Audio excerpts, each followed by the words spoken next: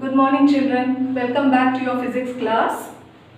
So if you see here, these are all the topics which we have covered till now. We started with the definition of motion, how to describe motion by using distance and displacement.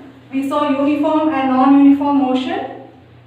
We saw these quantities, speed, velocity and acceleration. And we saw graphs, how to represent distance time graphs and how to represent velocity time graphs. Now in today's class, we will see how to derive equations of motion. There are three equations of motion. The first one, V minus U equal to AT. This equation will show the relationship between velocity and time. The second equation, S equal to UT plus half AT square. This will show the relationship between position or distance and time. And the third equation, V square minus U square equal to 2AS. This will show the relationship between velocity and position or distance. As you see here, we know that U is initial velocity, V is final velocity, A is acceleration, T is time and S is position. Now we will see how to derive the first equation of motion, which is the first equation, V minus U equal to AT. Now see this figure here, this graph here. In case you can see some difference between these two graphs, right? Both are velocity time graphs. If you see this graph below, you can see that the object was initially having a velocity 0. Whereas in this graph, you see the object has an initial velocity and we have denoted it by small u. So we are going to derive all these equations using this graph where the object in motion will have an initial velocity. So just this AB represents the graph of this object which has an acceleration. Acceleration means the velocity will be increasing at regular intervals. So to complete this figure, what we are going to do is, we are going to draw a line BC which is perpendicular to the time axis. Then we will draw AD which is perpendicular to velocity axis. And then BE which is again perpendicular to the velocity axis. Okay? Now you remember in the last class we learnt using a velocity time graph we can calculate acceleration. How? By the slope of the graph. So if you see this figure ABD, how to find the slope of this figure? BD by AD. Okay. So this is a right angle triangle and other than the hypotenuse, the other two sides gives you the slope. So to find the acceleration, we are going to calculate the slope which is BD by AD. I have written it as BD by AD.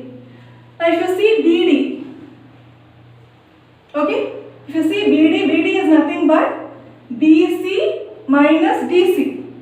Alright, BD is nothing but BC minus DC. So BC minus DC by AD. Now if you see BC is nothing but the final velocity or V. And DC, if you see, DC is equivalent to OA, which is nothing but initial velocity U. So BC minus DC will be V minus U.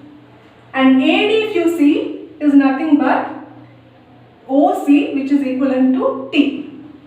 So when we are calculating the acceleration, we are finding the slope. Slope is BD by AD and BD by AD is nothing but BC minus DC by AD and BC minus DC is V minus U and AD is nothing but T. So you will get A equal to V minus U by T. By just cross multiplying, we get it as AT equal to V minus U. And you are just going to take it to the other side. We get it as V minus U equal to AT. And this will be the first equation of motion. Welcome back children. Now that we have derived the first equation of motion, let's try to solve a numerical problem based on the first equation. Now let me just read out the question to you. A trolley, while going down an inclined plane, has an acceleration of 2 centimeter per second square. What will be its velocity 3 seconds after the start? So as I told you earlier, we will be writing all the given quantities in this problem. So acceleration, I have written it as A, is given as 2 centimeter per second square. So we know that the SI unit of acceleration is meter per second square. Since here it is given as centimeter, we are just going to convert it as meters. So we are just dividing it by 100 and we get it as 0.02 meter per second square. If you see here, they have asked us to find its velocity 3 seconds after the start. So the initial velocity u will be taken as 0 and the final velocity v is what we have to calculate, and the time t is given as 3 seconds. So no conversion for that, it is already given in proper units. Now try to recollect the first equation. We know that v is equal to u plus at. So we are going to use this equation to find out the value of v or final velocity. So we are going to substitute the values here. V equal to initial velocity u is 0 plus acceleration a is 0.02 into time t is 3 seconds. So when you multiply 0.02 into 3, you will get it as 0.06.